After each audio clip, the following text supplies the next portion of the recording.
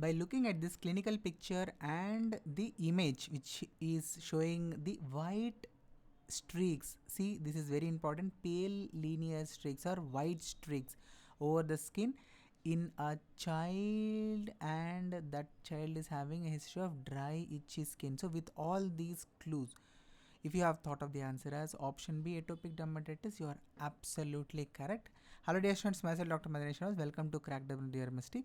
So this particular patient is having white dermatographism, which is very classical of atopic dermatitis, and the reason for this white dermographism is the excessive vasoconstriction which occurs in response to the minor trauma.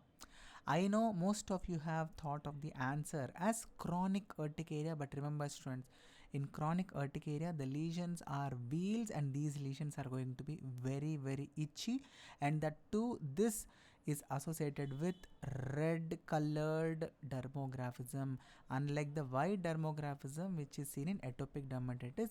And in the question it is clearly mentioned the lesion is non-itchy, pale linear streaks. So this is very classical of atopic dermatitis. I hope it is clear. If so, please do hit that like button. If you have any doubt, you can ask in the comment section. Thank you so much. Bye bye.